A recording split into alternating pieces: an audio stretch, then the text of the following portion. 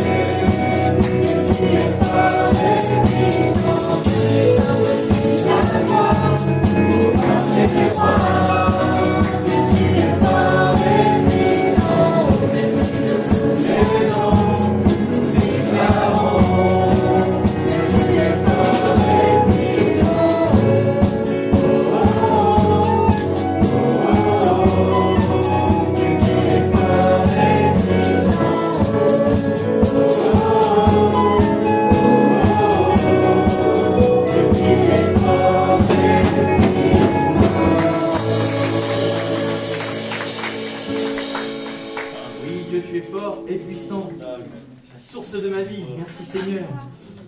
Peu importe ce qui peut se passer, je suis là Seigneur. L'ombre et la peur peuvent m'envahir, les éléments se déchaîner contre moi. Seigneur, je suis à toi, tu es à moi, rien ne saura te résister dans ma vie.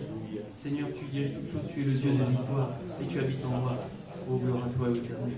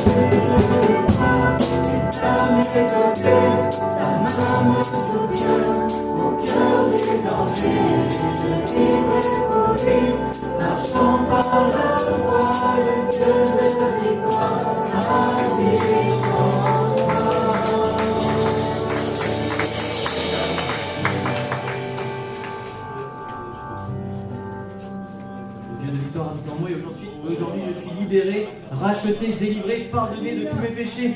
Amen, merci Seigneur. Oui, à la croix, tu as déclaré, tout est accompli. Oui, bénissons le Seigneur ensemble.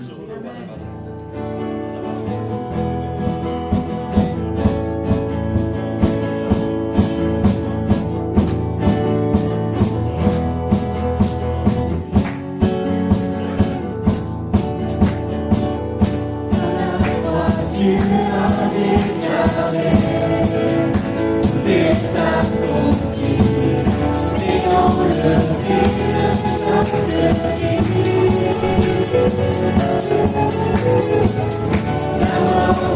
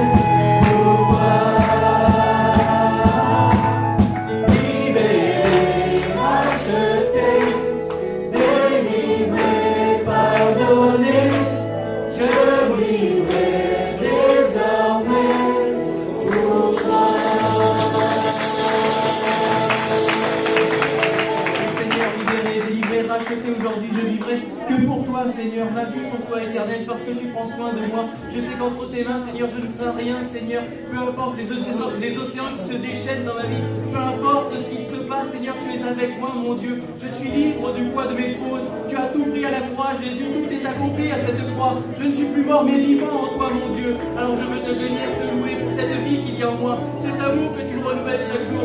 Oh Seigneur, sois loué et adoré par ton peuple ce matin. Louange et gloire à mon Dieu ce matin.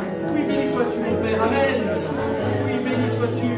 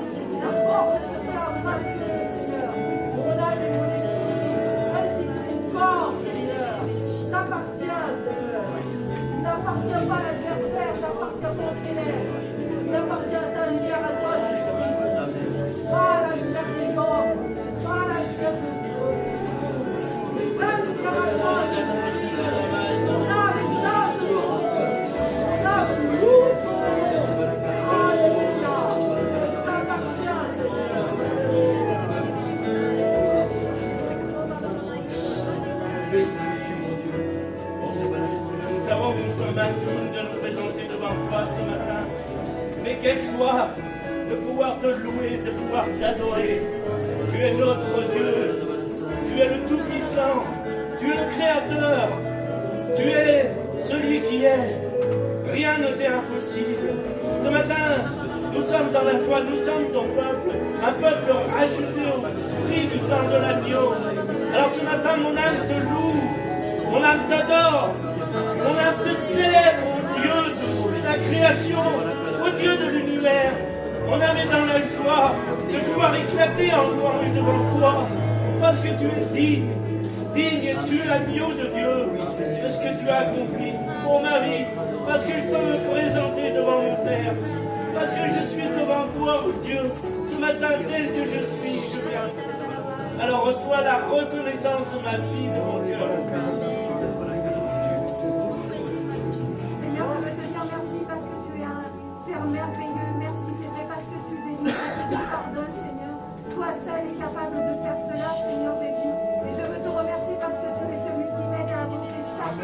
Seigneur Jésus, malgré mes difficultés.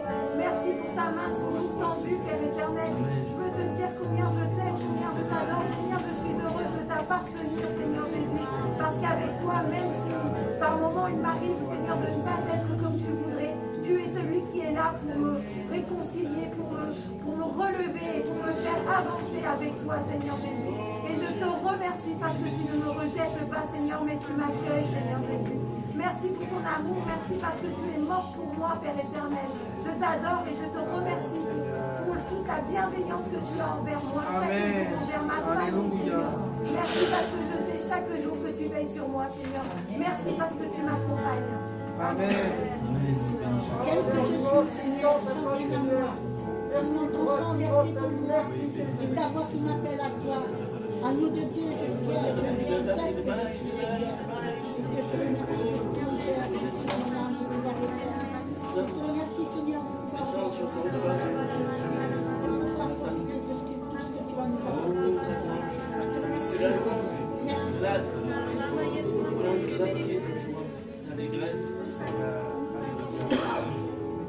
Amen.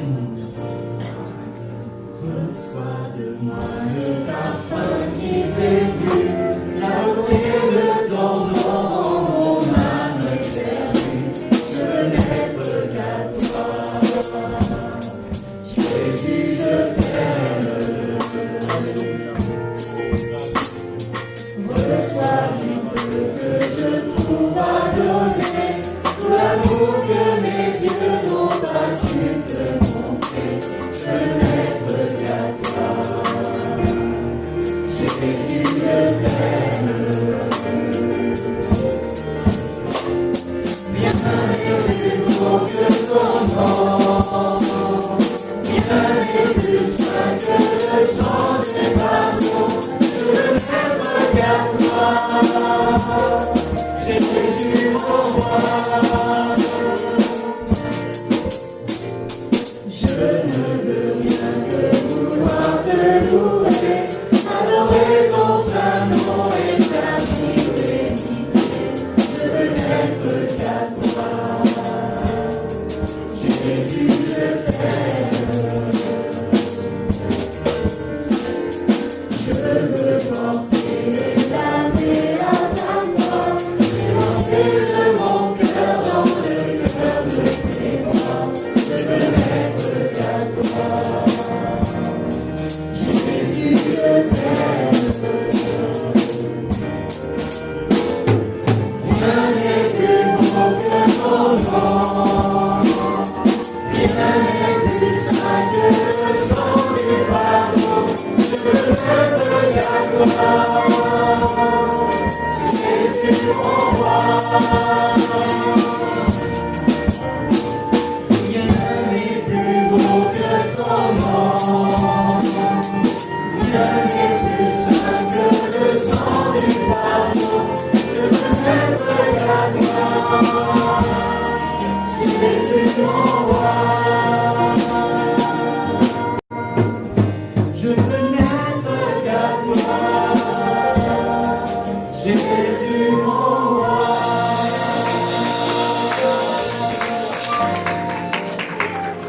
Amen. Que Dieu bénisse son serviteur et sa parole. Amen. Amen. Amen. Je veux n'être qu'à toi.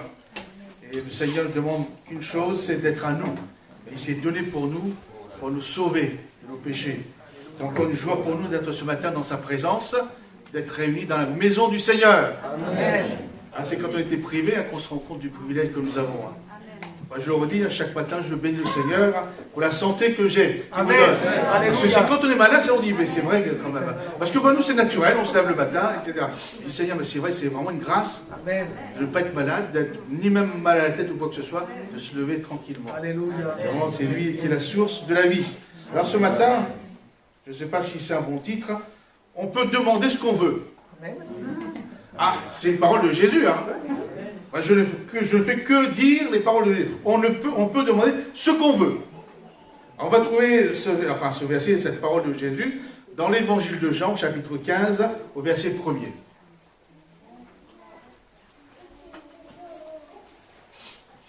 Évangile de Jean, chapitre 15, verset 1er.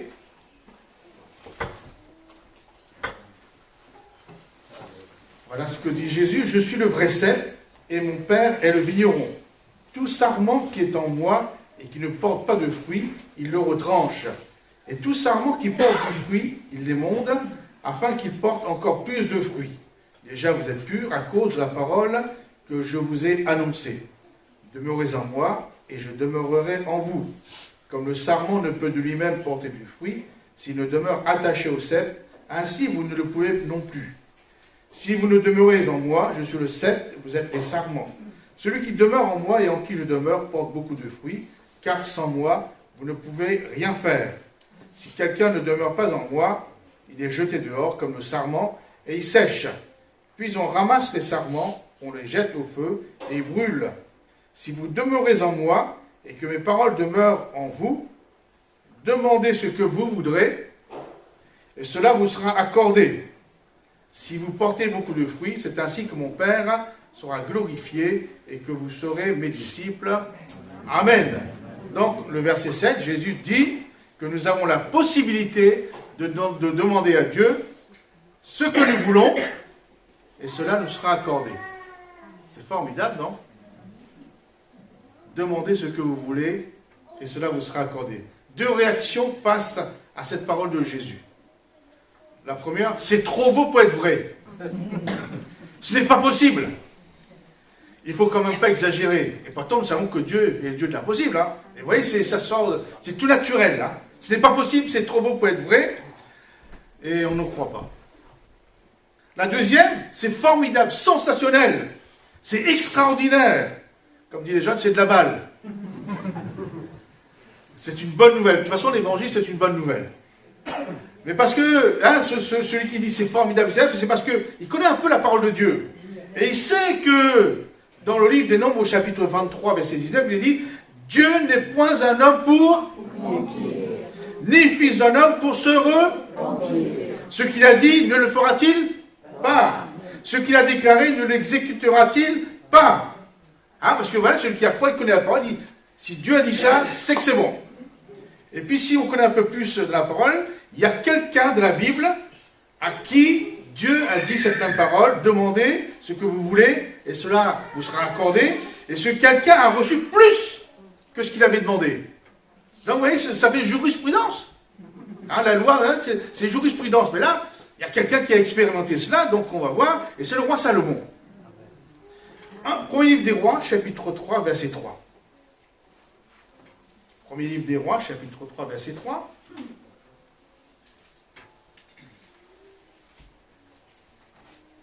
Salomon aimait l'Éternel et suivait les coutumes de David, son père. Seulement c'était sur les hauts lieux qu'il offrait des sacrifices et des parfums.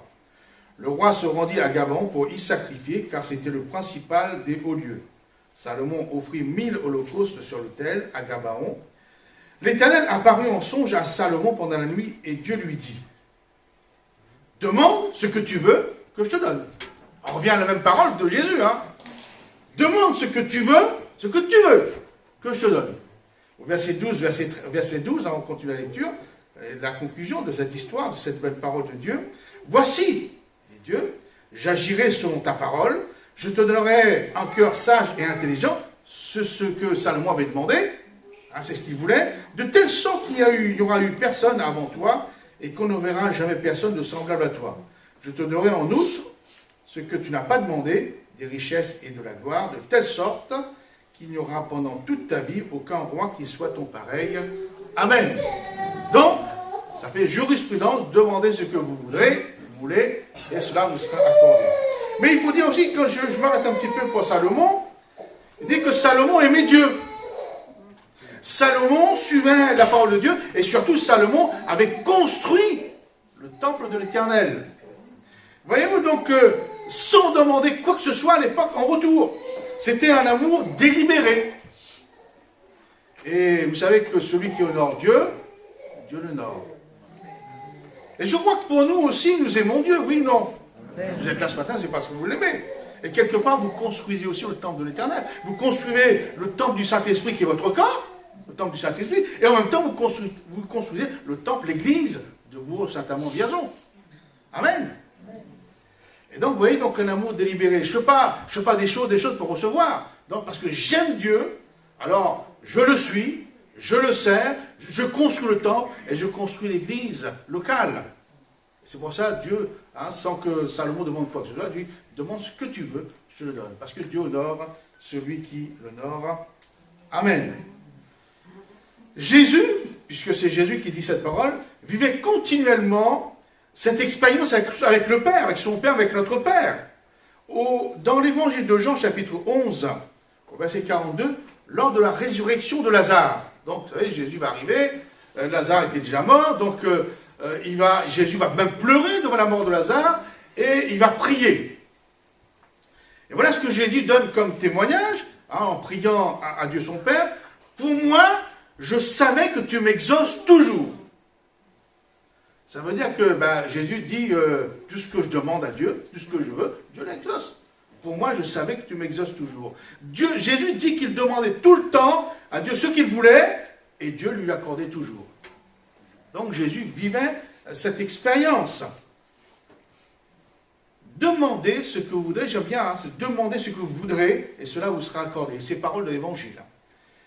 Mais réfléchissons quelques minutes ou quelques instants sur cette parole de Jésus.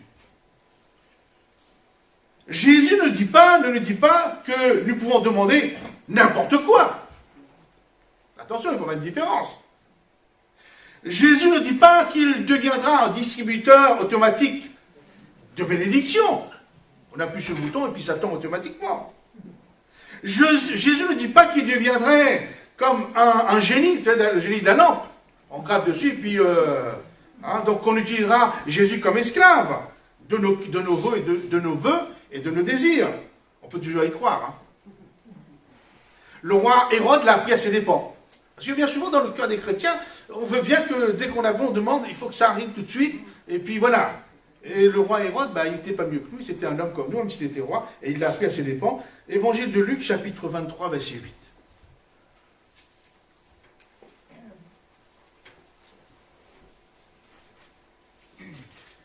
Lorsqu'Hérode vit Jésus, oui, Jésus était lié comme un malfaiteur, l'a amené devant lui, juste avant de mourir sur le bois de la croix. Donc, lorsque Hérode vit Jésus, il en eut une très grande joie, une grande joie. Car depuis longtemps, il désirait le voir. À cause de ce qu'il avait entendu dire de lui. Et il espérait qu'il le verrait faire quelques miracles. Voilà. Il lui adressa beaucoup de questions, mais Jésus ne lui répondit rien. Amen. Le roi Hérode, c'est pas qu'il a besoin personnellement de quoi que ce soit, mais Jésus était comme un magicien, voilà, ça étonne les gens, etc. Voilà ce que Hérode voulait faire de Jésus, tout simplement, un faiseur de miracles, juste pour épater la galerie. Mais Jésus ne lui répondit rien. Nous n'exauçons pas, mes frères et mes sœurs, toutes les demandes de nos enfants. Enfin, j'espère pour vous. Sinon, vous seriez des esclaves et non pas des parents. Vous exaucez les demandes de vos enfants, seuls ceux qui sont sans danger. Vous exaucez les désirs de vos enfants parce qu'ils sont sans danger, pour leur santé. Parce qu'ils vous demandent le pot de Nutella, vous dites non, un peu, 2-3 cuillères, mais pas le pot entier, parce que vous savez qu'il va avoir mal au ventre, il y aura un problème. Donc, ceux qui sont sans danger pour leur santé, pour leur sécurité, vous n'allez pas donner un enfant pour jouer avec un couteau, ou un enfant de 5 ans avec un cutter. Non, c'est ça. Même si l'enfant vous reclame, même s'il pleure. Vous allez répondre aux besoins de vos enfants pour leur bien-être et pour leur bonheur. Et Dieu agit de la même manière avec nous. Jésus savait demander ce qu'il fallait à Dieu pour être toujours exaucé. Un exemple, même quand ça allait coûter, Jésus savait demander ce qu'il fallait à Dieu pour être exaucé. Matthieu chapitre 26, au verset 39. Matthieu 26, 39.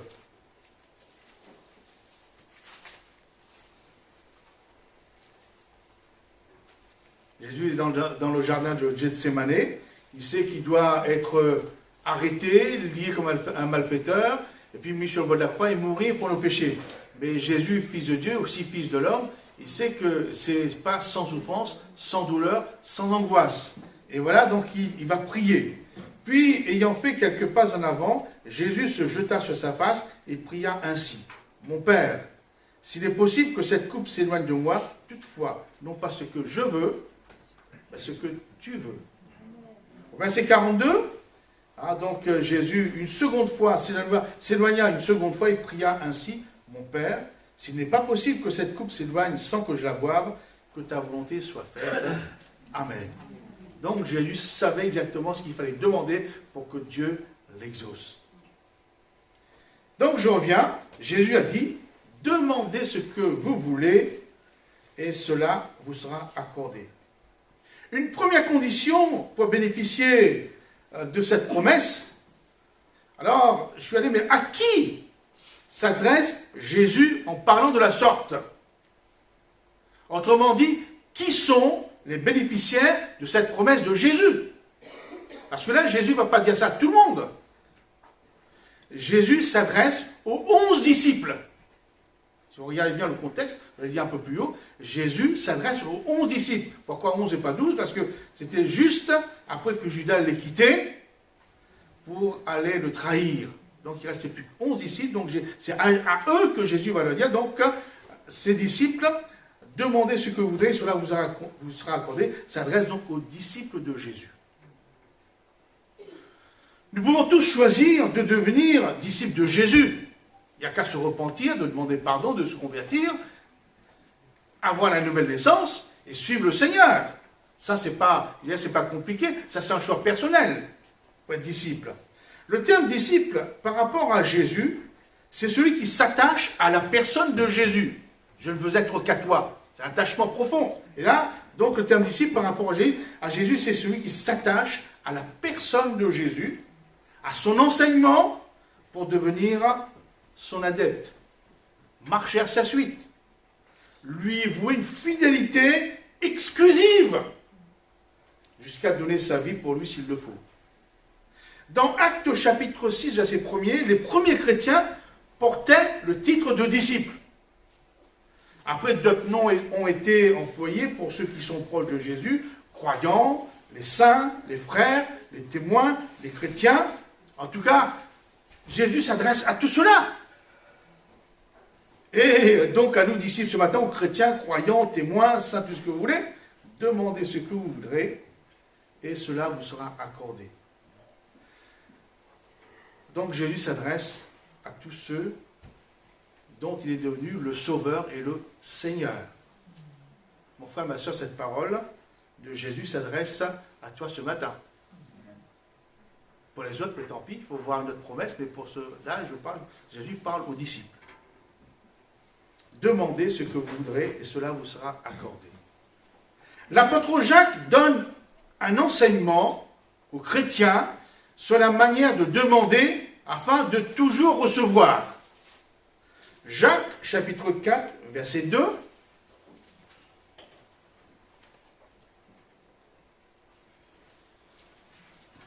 Vous convoitez et vous ne possédez pas. Vous êtes meurtriers et envieux et vous ne pouvez pas obtenir. Vous avez des querelles et des luttes et vous ne possédez pas parce que vous ne demandez pas. Vous demandez et vous ne recevez pas parce que vous demandez mal dans le but de satisfaire vos passions. Amen. Nous apprenons une première chose ici, que certains chrétiens, certains témoins, certains croyants, certains saints, certains frères, certaines sœurs pouvaient vivre dans la frustration, pouvaient devenir envieux et peuvent même arriver jusqu'à convoiter, c'est-à-dire désirer avec avidité la possession, la jouissance d'une bénédiction qu'un autre frère a reçue, notre sœur a reçue. Mais ça, c'est du temps de Jacques. Hein. Aujourd'hui, c'est pas ça. On n'a pas ça. Surtout pas à Bourges, ni à Vierzon, ni à Saint-Amand. Ça, c'était dans Jacques. J'ai dit, mais il y a des frères dans l'église à ces moments-là, ils étaient envieux, ils étaient frustrés parce qu'ils ne recevaient pas. Et en plus, ils convoitaient ce que les autres avaient. Et Jacques dit que le problème peut venir du fait que le chrétien ne demande pas. Ça, c'est grave quand même. Sur Jésus n'a rien demandé. Ça existe, ça? Un chrétien qui ne demande pas à Dieu? Jésus, du temps de l'apôtre Jacques, ça existait, puisque Jacques dit, parce qu'il ne demande pas, donc il ne peut pas recevoir, il ne demande pas. Et non seulement cela, Jésus nous explique que même en son temps, cela existait aussi, parce qu'il va nous parler de la parabole de Luc 15, le fils aîné a pratiqué la même chose. Luc 15, verset 28. Donc on ne va pas parler du plus jeune qui est parti et qui est revenu, on va parler du fils aîné. Que lorsque son fils, le plus jeune est arrivé, il y a eu la fête, la musique, etc., etc. Donc le frère aîné va arriver, voilà ce qui est dit.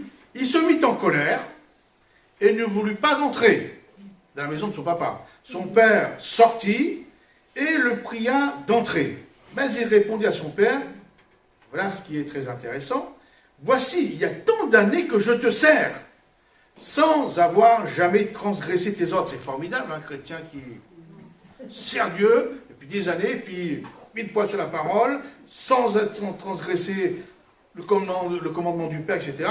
Chapeau, hein, parce que là-dessus, il n'y a rien à lui redire. Et il ajoute, « Et jamais tu ne m'as donné un chevreau pour que je me réjouisse avec mes amis. Et quand ton fils est arrivé, celui qui a mangé ton bien avec des prostituées, c'est pour lui que tu as tué le veau gras. Mon enfant, lui dit le Père, tu es toujours avec moi et tout ce que j'ai est à toi. Amen. » Nous voyons là le fils aîné, un enfant de Dieu, un chrétien, un témoin, un saint, tout ce que vous voulez, un croyant, dans un état de colère. Parce qu'il est frustré.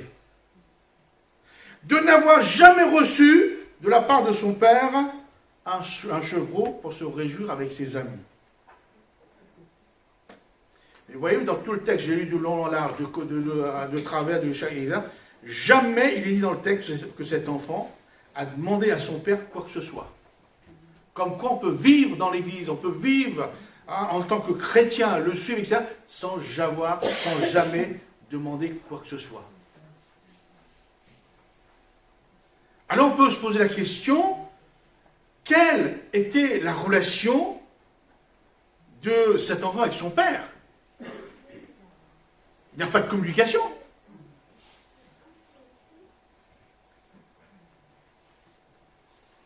Est-ce qu'il copiait la relation d'esclaves, des serviteurs qui avaient avec son père? Il regardait ça, donc pour lui c'était la même chose? Ou il avait peur de son père? Je n'en sais rien. Peur de Dieu? En tout cas, on peut se douter de la relation, et vous voyez, donc on verra tout à l'heure que Jésus va parler de relation entre, il va prendre l'image du sarment, du cep, etc., comme c'est dit, on ne peut pas couper une grappe de raisin, sinon, vous voyez, donc, et là, donc, pour le fils aîné, il n'y a pas de relation, jamais il a demandé. C'est bien dommage, hein, de jamais oser demander. Demandez vous sauver, déjà. Une deuxième chose, l'apôtre Paul dit aussi, toujours dans son église, hein, l'église de l'apôtre Jacques, c'est une mauvaise église quand même. Hein. Nous, on est comme mieux. Hein. Hein, donc il dit dans son église là-bas, l'apôtre Jacques, qu'il existait une deuxième cause qui fait que lorsque le chrétien demande, il ne reçoit pas. C'est la manière de demander. Donc il y a une partie qui ne demandait pas, qui était en vue, etc. Puis une partie qui demandait, mais qui ne recevait pas non plus. Alors vous dites, mais alors qu'est-ce qu'il faut faire alors? Mais l'apôtre Paul dit, c'était la manière de demander qui n'allait pas. C'était le but de la demande de ses frères et de ses sœurs qui n'allaient pas. Et ils demandaient mal dans le but de satisfaire leur passion. Le charnel, le moi, égoïste. Et si je reviens juste quelques instants avec ce fils aîné qui n'a jamais rien demandé, quand il va parler à son père, jamais tu m'as donné un chevreau pour que je me réjouisse avec mes amis, c'est tu t'es centré sur lui. Tu ne m'as pas demandé, tu ne m'as pas donné un chevreau pour que je me réjouisse avec mes amis. Vous voyez, tout était, même s'il avait demandé, tout était centré sur lui.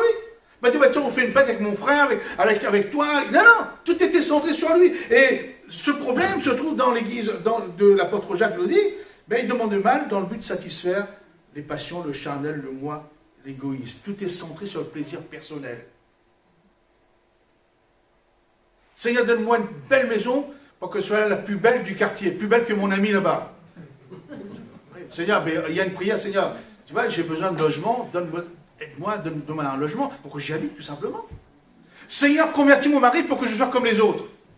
Ben non, c'est le salut qui est en question, c'est pas pour être comme les autres. Donc vous voyez, on demande mal dans le but de satisfaire ses besoins. C'est-à-dire c'est pour moi, etc. Non. Et donc vous voyez, Jacques a rencontré ces deux problèmes. Ceux qui ne demandent pas, parce qu'ils n'osent pas, ou il n'y a pas de relation avec Dieu, donc ils ne demandent pas, il n'y a pas de communion. Et puis ceux qui demandent dans le but de satisfaire leurs propres besoins. C'est moi, etc.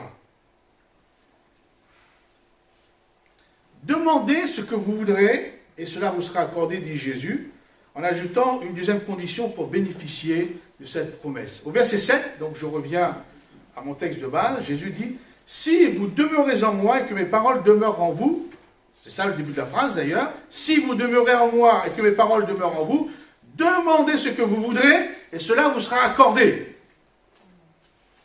Donc cette promesse s'adresse aux disciples, croyants, témoins chrétiens, mais non seulement à eux, mais aux disciples, croyants, témoins chrétiens, à condition qu'ils demeurent en Jésus et dans ses paroles.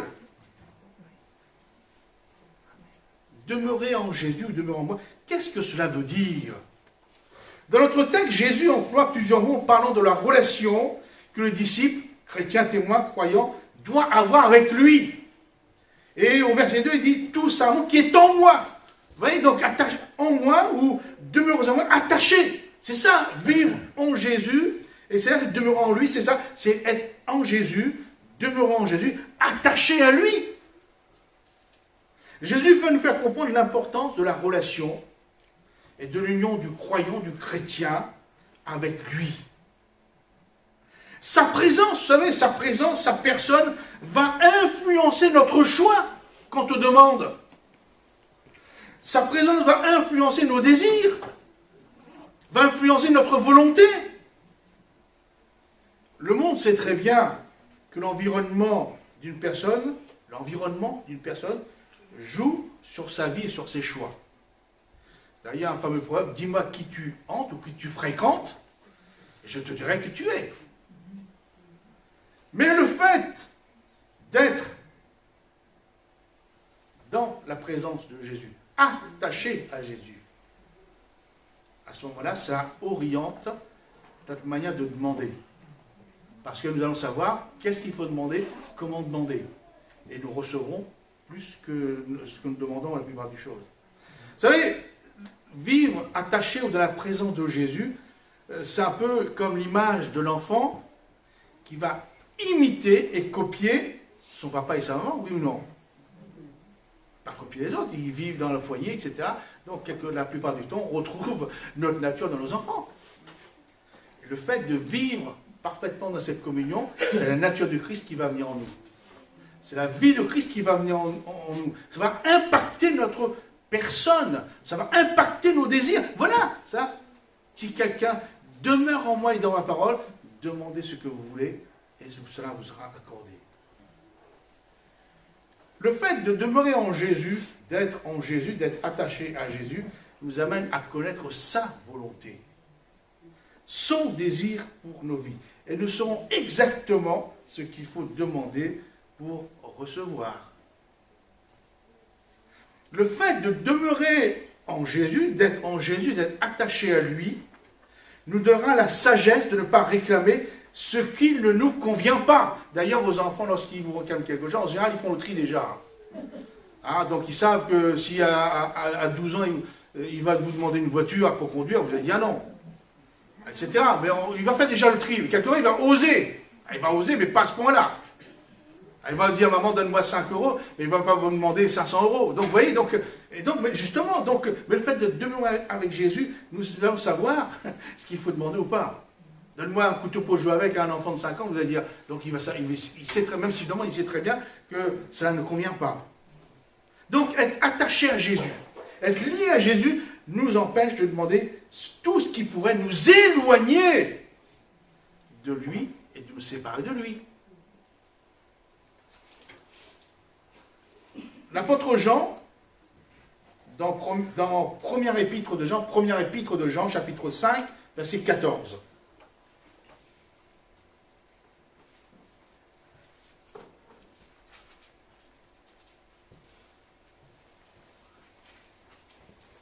Nous avons auprès de lui cette assurance que si nous demandons quelque chose selon sa volonté, il nous écoute. Et si nous savons qui nous écoute, quelque chose que nous demandions, nous savons que nous possédons la chose que nous lui avons demandée. Amen. Donc je reviens à nos enfants, selon la chair, en général, savent ce qu'ils peuvent demander aux parents que nous sommes afin de recevoir sans difficulté.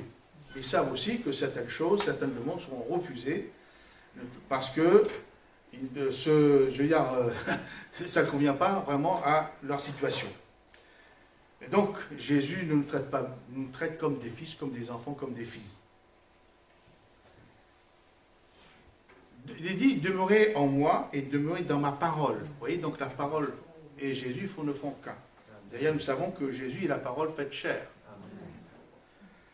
Et le fait de lire la parole de Dieu, de lire les promesses de Dieu, cela nous oriente quant à nos choix, quant à nos demandes, quant à nos désirs, quant à nos envies, quant à nos aspirations.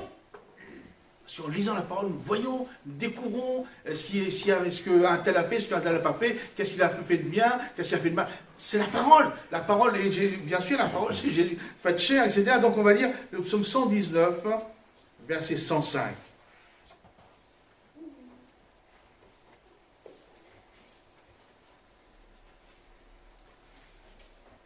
Ta parole, psaume 119, verset 105. 105, verset 105. 105.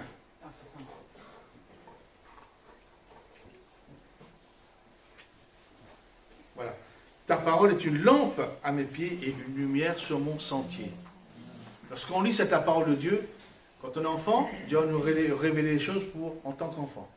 Quand on est ado, Dieu va se révéler à nos besoins d'ado. Quand nous serons adultes, Dieu va nous révéler les choses pour les adultes. Quand nous serons parents, etc. C'est ça, c'est la parole. Donc nous sommes attachés à Jésus, mais aussi à la parole de Dieu. C'est ça qui nous... Donc je dis bien, dans le formulaire, la parole de Dieu, les Saintes Écritures, ce sont des ordonnances, des directives, des conseils en matière de foi, en matière de mœurs, et en matière de vie pour le chrétien. C'est avec elle que nous savons ce qu'il faut faire, quelles sont les limites, etc., etc. C'est elle qui nous révèle l'amour de Dieu, mais aussi la volonté du Père. Et si nous demandons quelque chose sur la volonté de Dieu, automatiquement nous recevons. Si votre enfant a besoin de 2 €, ou bien il a faim, il va vous demander, vous n'allez pas dire non, tu es trop gros, ou peu importe, il a faim, point final. Et je reviens toujours au psaume 119, verset 11. Verset 11. Je serre ta parole dans mon cœur, afin de ne pas pécher contre toi. Amen. C'est la parole de Dieu qui nous enseigne ce qui est bon, en ce qui est bien, ce qui convient de demander à Dieu, à Jésus et de recevoir. Et je termine dans le conseil que Dieu avait donné à Josué, et ce conseil, elle perdure, elle est encore valable, actuelle, encore aujourd'hui. Josué, chapitre 1er, verset 8.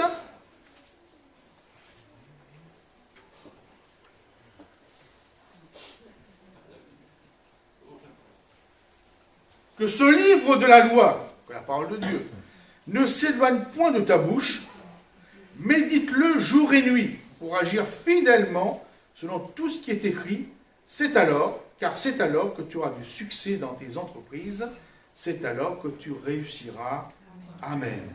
Et donc, je répète, Jésus me dit ce matin, si vous demeurez en moi, et que mes paroles demeurent en vous, demandez ce que vous voudrez, et cela vous sera accordé, mes frères et mes sœurs. Cela te concerne autant qu'à moi, autant qu'à quiconque, du moment que nous sommes disciples en Jésus. Amen. Et nous croyons que notre Dieu est le Dieu de l'impossible. Quelquefois on dit, Seigneur, c'est pas possible. Mais oui, si c'est le plan de Dieu, si nous sommes demeurés en lui, nous avons demandé par la foi, Dieu est le Dieu de l'impossible et il agit. Amen. Comme au fond, demandons au Seigneur sa grâce, que cette parole demeure en nous. Seigneur, nous nous réjouissons, nous te bénissons pour les paroles de délivrance, les paroles de réconfort, les paroles de foi que tu nous donnes, pour les routes que tu ouvres devant nous, pour les secrets que tu révèles concernant ta parole. Seigneur, parce que pourquoi tu veux que nous soyons des vainqueurs. Tu veux que nous soyons satisfaits. Tu veux que nous soyons épanouis. Tu veux que nous soyons contents, Seigneur.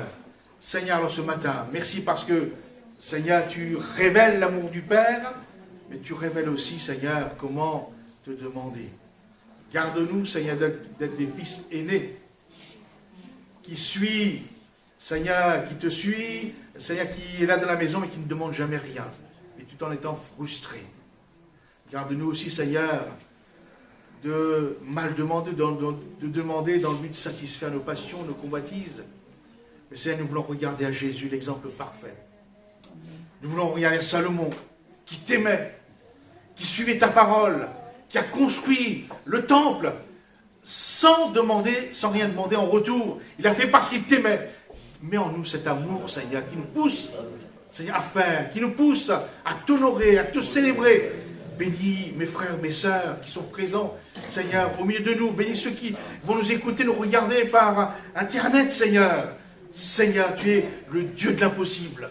Et nous bénissons ton nom parce que tu es ce Dieu en qui nous pouvons compter. Tu es celui qui marche devant nous. Tu es celui qui nous fortifie, qui nous remplit, Seigneur, d'espérance. Que ton nom soit loué ce matin. Amen.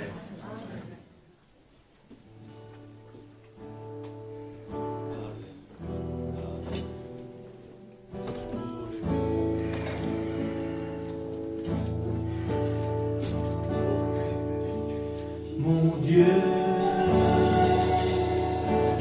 quel amour tu paies,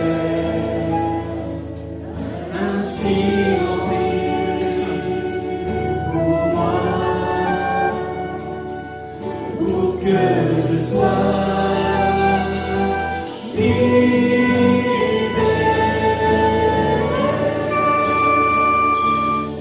Oh, quel amour et quel sacrifice, le Fils de Dieu s'est donné pour moi libéré et pour moi libre. En lui, je vis. En lui, je vis. Tu m'as abandonné tout seul et méprisé le sang ainsi versé.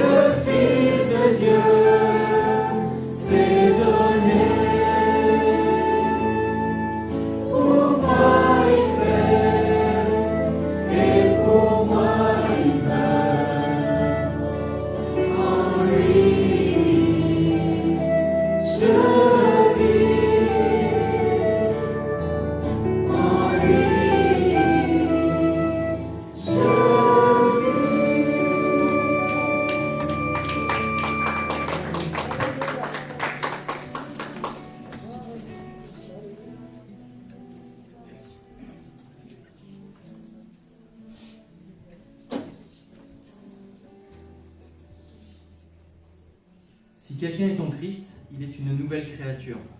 Les choses anciennes sont passées, voici toutes choses sont devenues nouvelles. Et tout cela vient de Dieu qui nous a réconciliés avec lui par Christ et qui nous a donné le ministère de la réconciliation.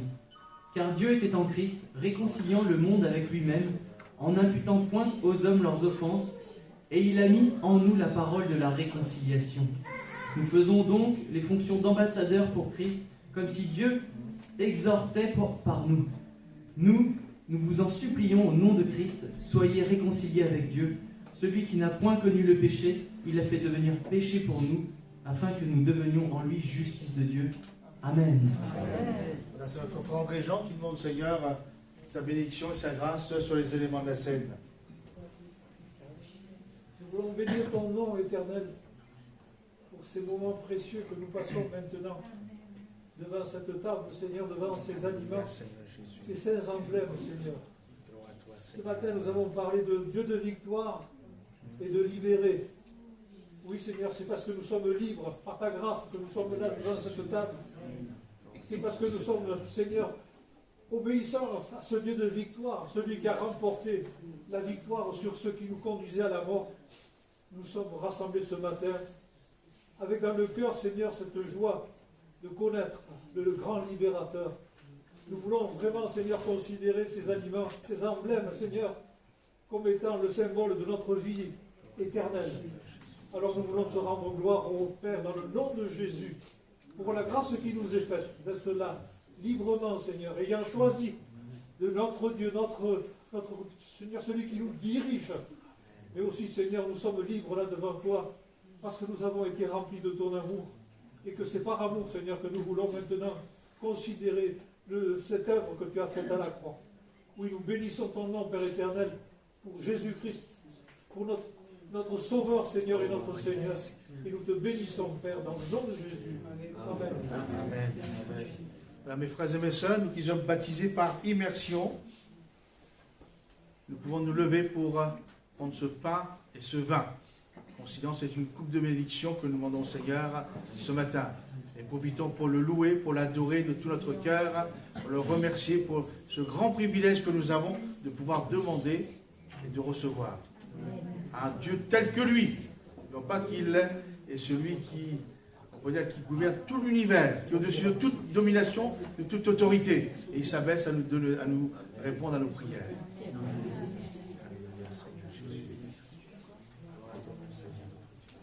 Seigneur, ce matin, je veux t'adorer, te louer, Seigneur mon Dieu, combien il est bon d'être avec nos frères et sœurs, Seigneur, pour t'élever ce matin, Seigneur mon Dieu. Combien nous avons de la chance de pouvoir te parler jour après jour, Seigneur mon Dieu, parce que toi, tu nous connais parfaitement, Seigneur, et parce que c'est vrai que tu nous nourris en fonction de nos besoins, Seigneur mon Dieu, et que tu sais ce que nous avons besoin, Seigneur mon Dieu. Merci pour ta fidélité, Seigneur Dieu. Merci pour ta bonté, Seigneur. Merci pour cet amour où tu nous vois comme des parfums de bonne odeur, Seigneur mon Dieu, malgré nos imperfections. Je sais que tu m'aimes, Seigneur mon Dieu, et je veux t'adorer, Seigneur, et t'exprimer ma reconnaissance, Seigneur mon Dieu, qui n'est qu'humaine, Seigneur, mais qui est sincère devant toi, Seigneur mon Dieu. Et je veux vraiment être un parfum de bonne odeur ce matin, Seigneur mon Dieu, et vraiment t'exprimer ma reconnaissance, Seigneur mon Dieu, que ce soit avec mon instrument, que ce soit avec ma voix, que ce soit avec mon cœur, Seigneur mon Dieu. Que ce matin, tu puisses être encore élevé, Seigneur Dieu. Amen, Seigneur, alléluia.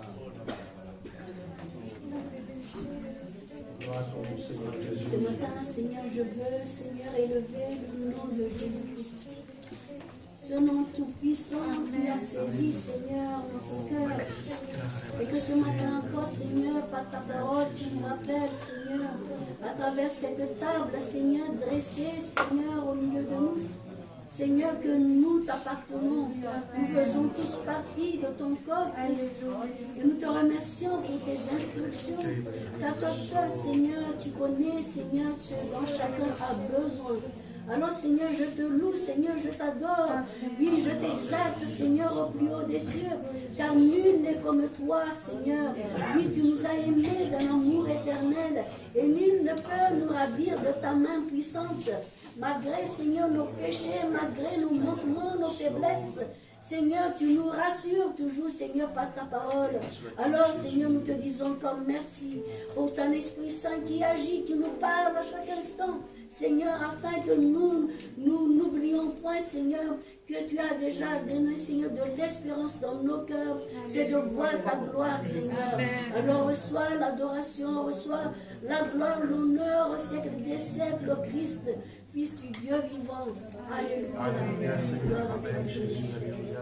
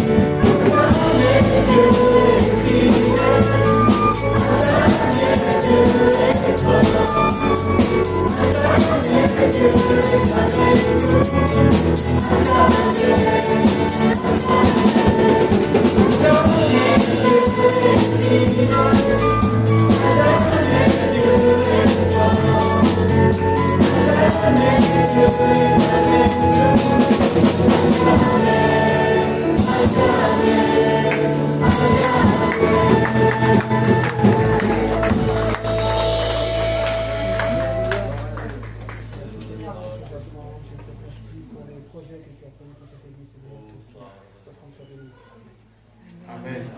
Voilà, donc, avant de terminer, quelques annonces. Donc, le prochain rendez-vous, donc, mercredi 19h, nous aurons notre réunion à Vierzon. On est Vierzonnais, donc, faites passer la nouvelle. Donc, mercredi, soir à 19h, donc, nous aurons notre réunion à Vierzon. Vendredi 19h, notre réunion à Bourges. Donc, réunion de prière. Et dimanche 18, donc culte à Bourges à 10h, mais aussi culte à Saint-Amand à 9h30. Pour les Saint-Amandois, donc faites passer la nouvelle, donc culte à Saint-Amand à 9h30, mais aussi à Bourges à 10h. Bien sûr, il y a réunion de jeunesse, toujours dimanche 18 à 13h30, ici à Bourges. Nous ferons notre assemblée générale Église et AGEF. De toute façon, là, ça sera la dernière, pas la dernière de cette année. Quoi qu'il arrive, même si nous sommes peu nombreux, ça sera comme j'ai annoncé déjà, le 8 novembre. Dimanche 8 novembre à 10h. Donc, je répète, assemblée générale, dimanche 8 novembre à 10h. Nous aurons peut-être un CA d'église le samedi 7, la veille, pour voir un peu ceux qui sont disponibles. Enfin, c'est surtout pour parler chiffres, puisque l'année, il restera un mois et demi pour terminer l'année. Donc, pour vous dire, hein, avec le coronavirus, commence à décaler. D'ailleurs, le congrès général de Vie et Lumière, c'était hier. Pareil pour l'année 2020, donc il reste quelques... Enfin, bon, peu importe. Voilà. Et aussi, réunion de femmes, le samedi 24 octobre, donc c'est dans 15 jours. Pour les femmes de Bourges, oui. Parce qu'il y a eu lieu déjà à Saint-Amand et à Vierzon. Donc maintenant, le samedi 24 à 14h. 14h, voilà. Pour le ménage de l'église, donc je prends ceux qui sont là, donc obligatoirement. Donc notre jeune sœur Erika, elle est là. Simona Gbabou et Gracinda. Donc si elles pouvaient s'arranger entre elles pour voir où payer la salle. Et voilà, je suis obligé de faire avec si les gens sont là. Puisque voilà, vous connaissez un peu l'environnement dans lequel nous vivons aujourd'hui, comment l'église vit aujourd'hui. Voilà, nous prenons un dernier cantique à la gloire du Seigneur.